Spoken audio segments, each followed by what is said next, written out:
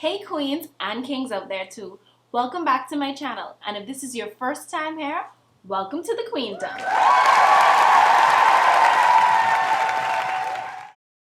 I am back, and hopefully consistently. I know I keep saying this, but last year was such a whirlwind of change for me. For those of you new here, I'm saying this because last year I had so many goals, and looking back on them, I can't be so hard on myself because I am achieving them, just not when and how I had planned. But hey, I guess the saying is true. We make plans and God laughs.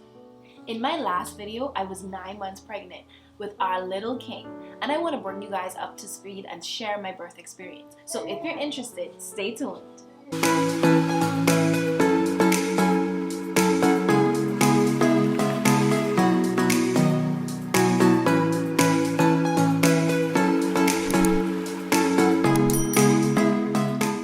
So again, I had so many plans for you guys, like what was in my delivery bag, how I built my registry, how I prepped for delivery, keeping you guys updated along the way. But I'm not going to dwell on it. You're going to still get those details just now in past tense, and maybe with some ad-libs from my little king because he's cooing over there in the background right as we speak. So even my birth experience didn't go as planned. And I say planned because I didn't really have a plan, being a first-time mom and all. But I listened to so many stories from OG grandmothers to older moms, newer moms, and even dads. And they were all so great and beneficial. But one thing that I noticed between all of the stories that I've heard was that they were all different.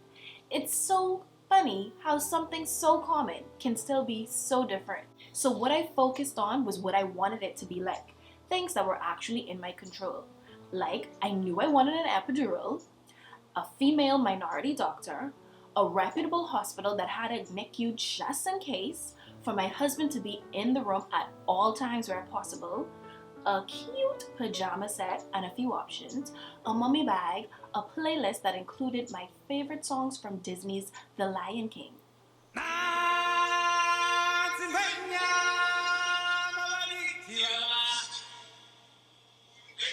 And overall, for God to keep me near His cross.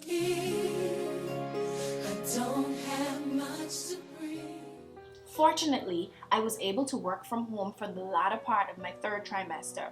He was due on a Thursday, and I stopped working the Friday before that. On a daily basis, I remained active. I hit the gym with hubby and my mom. I walked on the treadmill. I did a couple squats, and I swam in the pool. And I even hung out with friends that weekend. And then the Labor Day holiday came, and in Queen Jacinta fashion, I went to the mall to check out the sales, just to look.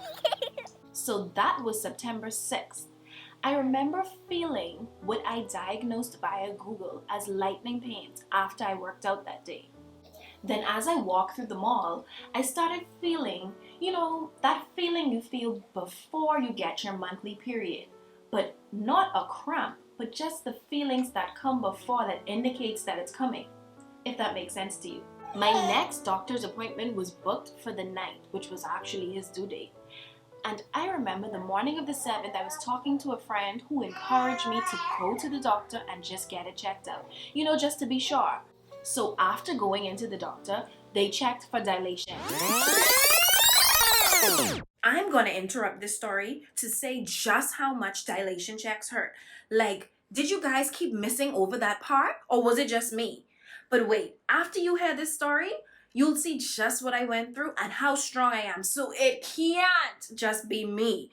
But anyway, those things really, really hurt. We were then informed that dilation can actually escalate pretty quickly, and we were now prompted to start timing the space in between the contractions. So we were told that whenever the contractions became 5 minutes apart, head to the hospital. So I'm so thankful that I did go into the doctor, because I learned as a result of that checkup that the dilation check revealed that I was 3.5 centimeters dilated walking through the mall, experiencing contractions.